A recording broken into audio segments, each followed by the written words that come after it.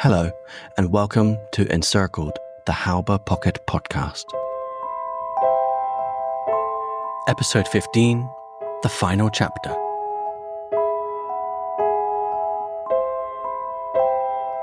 With the final evacuation of the 9th and 12th armies, along with their refugee entourage, our story, at least from a narrative sense, has now reached its conclusion.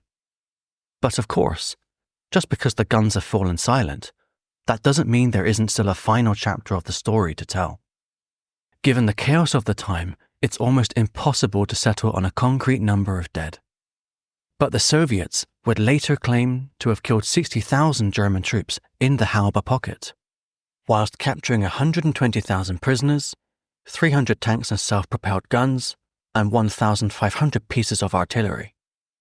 These numbers are surely exaggerated and point to the Soviet desire to once again inflate the number of soldiers they did kill or capture in the Halbe Pocket.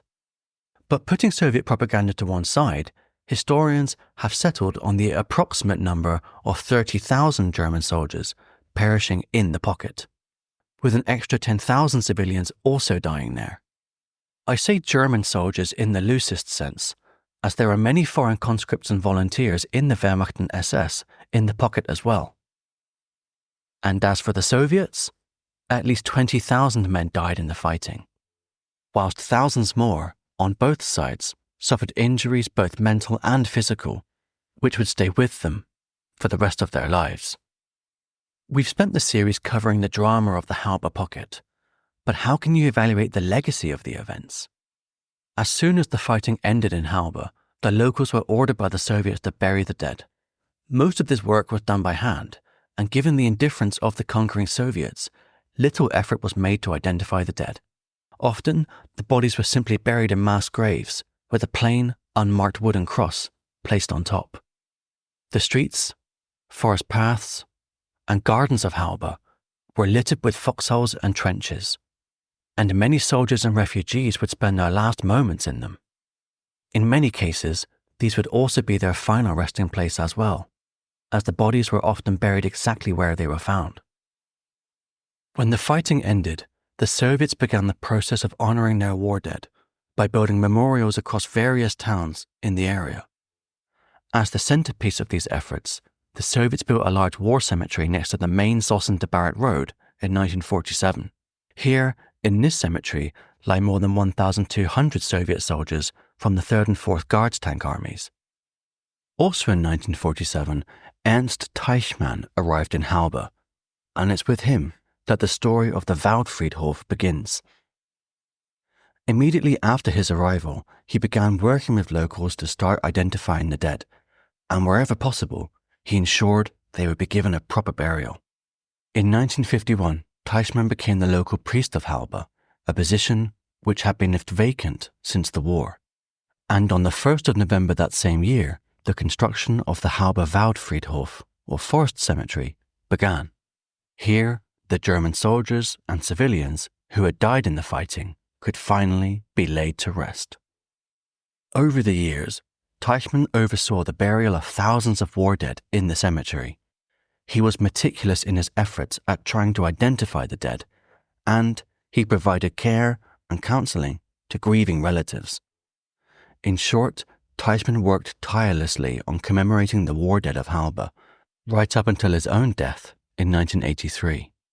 The Waldfriedhof in Halbe mainly consists of graves of soldiers and civilians who perished in April and May 1945.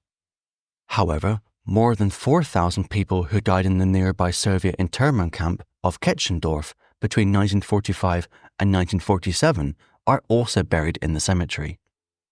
These people were victims of a Soviet crackdown in Germany after the war, which aimed to root out anyone who might oppose the new regime.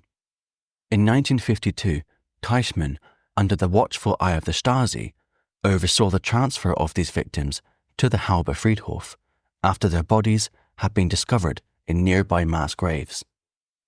In their new resting place, the graves of the dead were marked with gravestones saying "unknown," and it was only in 2004 that the names of these victims were finally inscribed on new plaques in the cemetery. As this story goes to show, Teichmann did not always enjoy the full support of the GDR regime in his commemorative efforts in Halbe. And the fact that he managed to establish the cemetery despite the lack of official support is a testament to his efforts and to the efforts of the people of Halbe. The cemetery is now managed by the German War Graves Commission, and more than 28,000 people are buried there, making it one of the largest Second World War cemeteries in Germany. As befitting the chaos of the Halbe Pocket itself, the Waldfriedhof hosts graves from many different groups who were caught up in the fighting. German soldiers, refugees, forced foreign labourers, foreign volunteers in the German army, and of course, children are all buried there. Undoubtedly, some of the Wehrmacht and SS soldiers buried there are guilty of heinous crimes. Others, perhaps, would have been conscripts thrown into the front line in April 1945, the result of a last-ditch effort from a despotic regime in its death throes. But for many, we'll never know their true story. Because of the more than 28,000 people buried there, many thousands of them remain unidentified, their stories still untold. For the people of Halbe, the battle is not some distant story from their past. Bodies are still being found every year, and new burials in the Halbe Waldfriedhof continue to this day. In 2020, 170 bodies were newly interred in the cemetery, and in 2022, a further 86 bodies were laid to rest there. The Brandenburg countryside was also heavily scarred by the fighting, and the impact of this fighting can still be seen on the landscape. Amongst all of the federal states of Germany, Brandenburg has the greatest amount of land contaminated by old ammunition. In 2019, it was estimated that 575,000 hectares of land in Brandenburg is still contaminated. This represents 20% of the state's entire area, along with 1/3 of its forests. The problem of contamination from old ammunition is made worse by the increasingly hotter summers, which have brought heat waves and droughts. This has had the rather unfortunate knock-on effect of causing old ammunition from the Second World War to explode and cause forest fires. In 2018, for instance, a forest fire broke out in the area around Belitz and Treuenbrietzen, the area where the 9th and 12th Armies had linked up in 1945. Before firefighters could even attempt to tackle the blaze, however, the Bundeswehr had to first go in and use tanks to create fire breaks. This was because the old Wehrmacht and Red Army artillery rounds, mortar shells and bullets littering the area might have exploded at any minute. One more curious legacy of the Halbe Pocket, and how it continues to impact people's lives today, can be seen in the surnames of people living in the area. Many young children lost their parents during the fighting, and when the young children were found wandering alone, most of them didn't even know their surnames. And with no parents around to say what their surnames really were, the local authorities gave these children new surnames after the town or location in which they had been found. For instance, Peter Neuendorf received his surname after being found in the town of Neuendorf, west of Halbe. Or Inge Postkeller, who was named Postkeller because she was found in the cellar of the post office. These people carry the legacy of the fighting with them every day, in their names. So yes, whilst the Second World War ended 80 years ago, in many ways, the conflict is still with us today. The fighting in the Halbe Pocket, the flight of the 9th Army, the link-up with the 12th Army, and the escape of the German soldiers and refugees over the bridge at Tangermunde were all desperate events, but they were taking place at a time full of desperate events. In late April 1945, the eyes of the world were not fixed on the forests and fields of Brandenburg. They were instead fixed upon Berlin, for the world hoped that a Soviet victory there, coupled with the death of the Nazi leadership, would finally bring about peace in Europe. For these reasons, it's understandable that the events in and around Halbe were overshadowed by the final Soviet onslaught on Berlin. What's less understandable, however, is how the story of the Halbe Pocket and the flight of the 9th Army has been largely overlooked within the historiography of the end of the Second World War in Europe. When historians or tour guides talk of the Battle of Berlin, they often refer to the epic Battle of the Seelow Heights, the brutal street fighting which took place in Berlin, and of course, Hitler's suicide in the bunker. The events in Halbe, if mentioned at all, are treated as a sideshow. And the amount of literature covering the fighting in Halbe pales in comparison to the number of books, films, and TV shows which focus on the Battle of Berlin.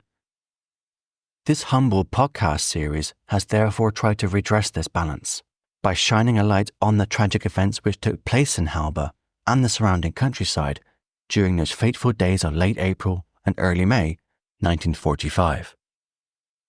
In my view, these events deserve to be known by a wider audience.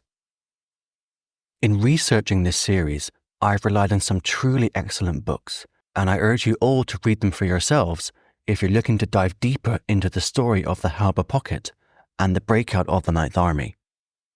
For a general overview of the Soviet assault on Berlin and the consequences this had in forming the Halbe Pocket, the seminal works of Cornelius Rhine's The Last Battle and Anthony Beevor's Berlin, The Downfall, 1945, are a great place to start.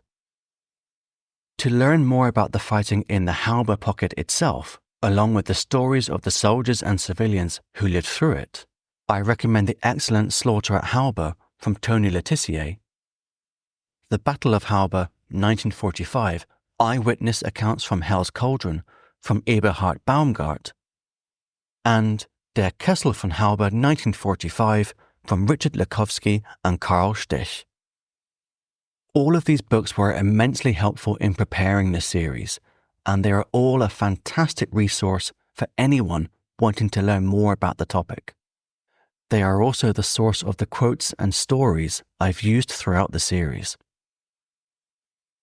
To finish this series, I'll leave you with some words from Frank-Walter Steinmeier, current President of Germany, who, as Foreign Minister back in 2015, gave a speech at the Waldfriedhof Halbe commemorating the 70th anniversary of the battle.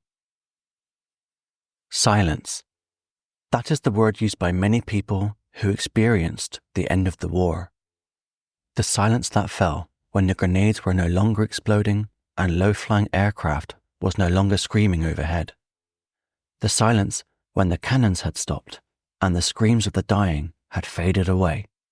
Silence, like now, here at the cemetery in Halbe. For those who survived 70 years ago, the silence came like a deliverance. It is still silent today above the graves of those who did not survive. Perhaps it is too silent. Because the dead are silent, everything starts all over again. These words by the French philosopher Gabriel Marcel, who lived through both world wars, express the fear that silence will make people forget the past. And so we are called upon to take action. When the dead are silent, the living must speak up so that everything does not start all over again. We, the living, must keep the memory of the dead alive. We must recognize and take on board the warning that this place virtually shouts at us, despite the silence here above the graves. That was the story of the Halbe Pocket. Thank you for listening.